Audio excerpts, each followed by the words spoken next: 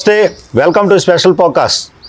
ఏపీలో ఎన్నికలు సమీపిస్తున్న నేపథ్యంలో సీట్ల కేటాయింపుకు సంబంధించి అన్ని పార్టీలు సమాయత్తమైన పరిస్థితి. దీంతో హాట్ టాపిక్గా హాట్ కేక్ లాంటి సీటు గుంటూరు పశ్చిమ నియోజకవర్గం.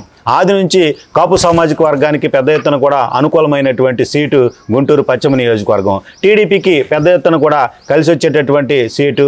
ఏదైతే ఇక్కడ ఉన్నటువంటి ఆ పార్టీ శ్రేణులు కావచ్చు, ఏదైతే రాజధానికి అతి సమీపంలో ఉన్నటువంటి సిటీ హెడ్ క్వార్టర్ కావచ్చు, ఈ సీటు పైన చంద్రబాబు కూడా టీడీపీకి సంబంధించి ఫోకస్ చేస్తున్నట్టు తెలుస్తుంది.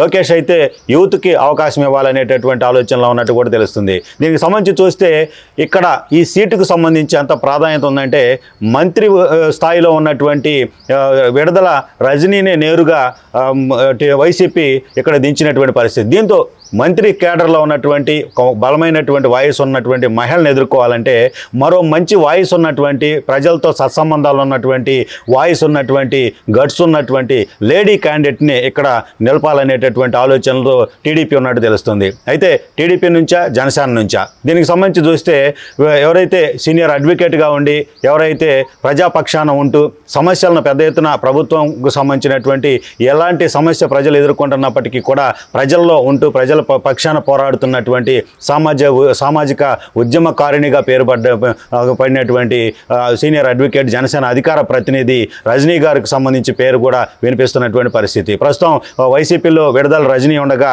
టీడీపీకి సంబంధించి చూస్తే జనసేనకి ఆ సీట్ ఇస్తే కనుక డెఫినెట్గా కన్నా రజనీ ఎవరైతే జనసేన అధికార ప్రతినిధికి ఇచ్చే అవకాశం ఉంటుందనేటటువంటిది ప్రజల్లో చర్చ జరుగుతుంది. కన్నా రజనీ అయితే ఆమె వాయిస్ కావచ్చు, ఏదైతే ఆమె యొక్క గట్స్ కావచ్చు, అసెంబ్లీలో ఏదైతే ప్రొటెక్ట్ చేసుకునేటటువంటి పరిస్థితి కావచ్చు, ప్రతిపక్షాలను ఎదుర్కొనే పరిస్థితి కావచ్చు, ఒకవేళ అధికారంలోకి టీడీపీ జనసేన వస్తే డెఫినెట్గా అలాంటి వాయిస్ గుంటూరు పశ్చిమ నియోజకవర్గం నుంచి రావాల్సినటువంటి అవసరం ఉందనేది ప్రజలలో చర్చ జరుగుతున్న పరిస్థితుల్లో మనతో ఉన్నారు కన్నా రజనీ గారు, సీనియర్ హైకోర్టు అడ్వకేట్, అలాగే జనసేన స్టేట్ అధికార ప్రతినిధిగా ఉన్నారు. ప్రస్తుతం సామాజిక ఉద్యమకారిణిగా ఎక్కడ సమస్య ఉన్నప్పటికీ కూడా ప్రజల పక్షాన వినిపించేటటువంటి వాయిస్ ఆమెది. ఆమెతో మాట్లాడదాం. మేడం నమస్తే. మేడం, సీట్ల పంపకాలకు సంబంధించి ప్రస్తుతం కసరత్తు జరుగుతుంది, వైసీపీలో జరుగుతుంది, అలాగే టీడీపీ జనసేనకు సంబంధించినటువంటి పొత్తు అంశాల్లో కూడా జరుగుతుంది. మీ పేరు ప్రజల్లో చర్చకు వచ్చింది. ఎక్కడన్నా వినిపించినప్పుడు మీడియాకు సంబంధించి మేము కూడా ఇన్వాల్వ్ అయినటువంటి పరిస్థితుల్లో ప్రజాభిప్రాయాల్లో మీకేంటి ఇప్పటివరకు ఏదైనా సంకేతాలు వచ్చాయా? అసలు మీ అభిప్రాయం ఏంటి? గుంటూరు పశ్చిమానికి సంబంధించి మీరు అభ్యర్థిగా ఉన్నారనేటటువంటిది ప్రస్తుతం చర్చ.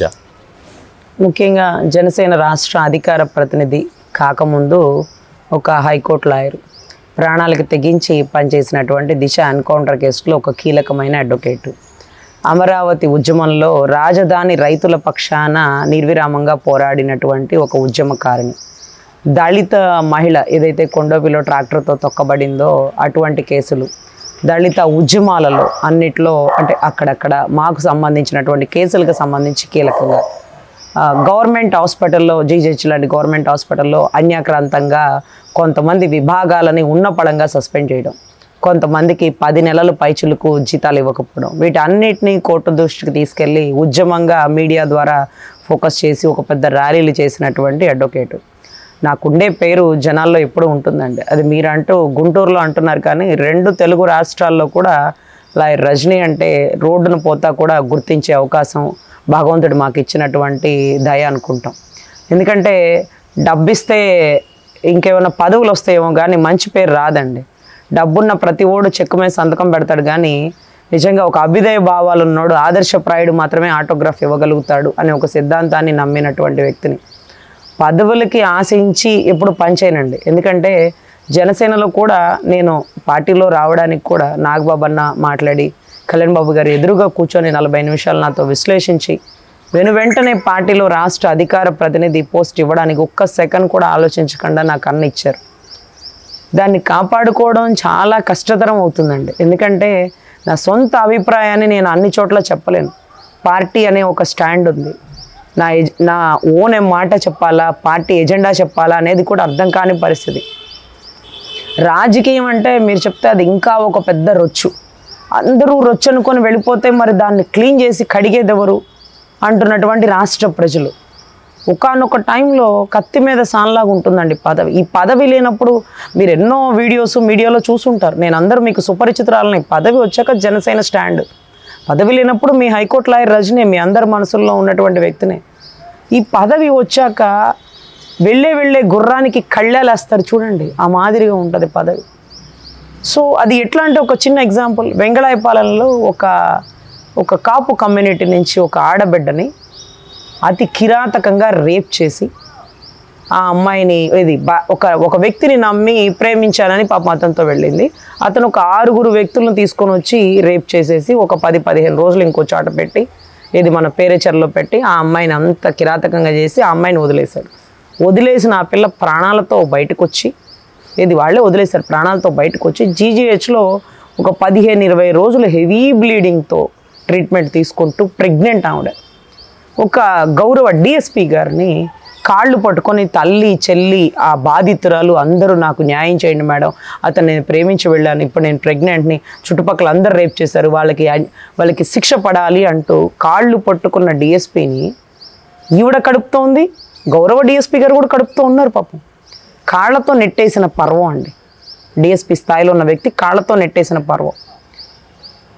నువ్వు బతికుండగా వాడిని అరెస్ట్ చేయించలేవు, నువ్వేమీ చేయలేవు.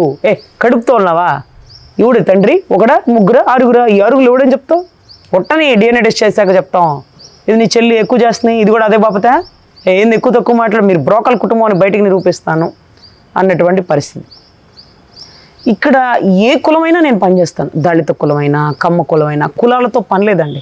రంగా గారి ఆదర్శాలు నింపుకున్న వ్యక్తిగా ఏ ఒక్కరికైనా పనిచేస్తాను. అటువంటిది ఆ బిడ్డకి పడ్డ కష్టం నాకు తెలియదండి. నేను నా కోర్టు హడావుల్లో బిజీగా ఉన్నాను. ఆ బిడ్డ ఏం చేసిందంటే, నువ్వు బతికుండగా అరెస్ట్ చేయించలేవంటే నేను చచ్చి అరెస్ట్ చేయిస్తానని ఒక లెటర్ రాసి వాళ్ళ ఇంట్లోనే సూసైడ్ చేసుకొని చనిపోయి, దాని తర్వాత జీజీహెచ్లో ఆ డెడ్ బాడీని పెట్టారు. టీడీపీ శ్రేణులు వచ్చారు, జనసేన శ్రేణులు వచ్చారు, ధర్నాలు తీశారు, తర్వాత డెడ్ బాడీ తీసుకెళ్ళిపోయారు. 10 నెలలు అయిందండి. ఏ పార్టీ కూడా ఆ బిడ్డని అరెస్ట్ చేయించడంలో పాత్ర తీసుకోలేదండి, ఏ పార్టీ కూడా. తర్వాత ఇప్పుడు 10 నెలల తర్వాత మేడం గారు కరెక్ట్గా కేసు తీసుకుంటారు, మీకు ఏ ఇబ్బంది లేదు, అవతలోడు ఎంత పెద్ద తోపు తురుమైనా ఎత్తి పక్కనేస్తుంది అని 10 నెలల తర్వాత మన ఇంటికి వచ్చారు. వచ్చింది మొదలు కాళ్ళు పట్టుకొని భయంకరంగా ఏడుస్తున్నారు. ఏంటమ్మా అంటే ఒక అరగంట ఏడ్చి ఇది వాళ్ళ బాధ అని చెప్పారండి. తర్వాత వాడు ఎంతలా పోటుగాడైనా ఎత్తి అవతలేపిస్తే ఒక ఆడబిడ్డ చావుకు కారణమయ్యాడని ఆ బిడ్డ రాసిన లెటర్ చూశానండి. దాని తర్వాత ఆ అమ్మాయి బతికుండగా పోలీసు వాళ్ళతో వాళ్ళ అమ్మగారు వాళ్ళు మిస్సింగ్ కేసు కంప్లైంట్ పెట్టారు, 15 రోజులు కనపడలేదని. దొరికిన తర్వాత జీజీహెచ్ హాస్పిటల్ అడ్మిట్ అవ్వక ముందు ఆ బిడ్డ జడ్జి గారి ముందు కూర్చున్నప్పుడు జడ్జి గారికి ఒక మ్యాటర్ చెప్పిందండి. నేను ఒక వ్యక్తిని నమ్మి వెళ్ళాను, ప్రేమించానంటే ఆ వ్యక్తి ఇలా ఇంతమందిని తీసుకొచ్చి నన్ను ఇలా చేశాడు అలా చేశాడు మొత్తం చెప్తే ఒక్క మిస్సింగ్ కంప్లైంట్కి 15 సెక్షన్స్ కలిపి పెట్టిందండి జడ్జి గారు. అంతలా కిరాతకులు వాళ్ళు. ఆ సెక్షన్లో ఏ ఒక్క సెక్షన్లో కూడా అవతలోడు తప్పించుకుపోలేడు. అటువంటి పరిస్థితుల్లో ఆ అమ్మాయి బతికుండగా జడ్జి గారికి ఇచ్చిన స్టేట్మెంట్ ఫైనల్. ఎందుకంటే ఆ అమ్మాయి స్టేట్మెంట్ ఇచ్చిన చనిపోయింది, అదే డైయింగ్ డిక్లరేషన్ కింద వ్యవస్థీకరిస్తుంది.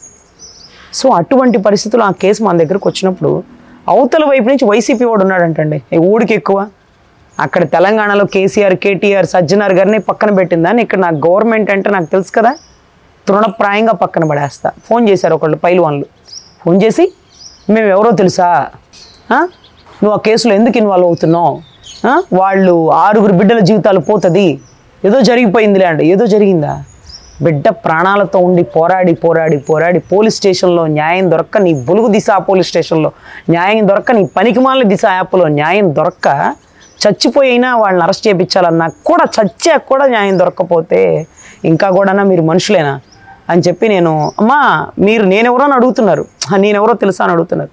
ఫస్ట్ నేనెవరో తెలుసుకోండి. మీరు ఫోన్ చేస్తే నేను పని చేస్తానో లేదో చుట్టుపక్కల వాళ్ళని అడిగి తెలుసుకోండి. నీ చేతనైంది చేసుకో, 6 లోపలేసి అన్న.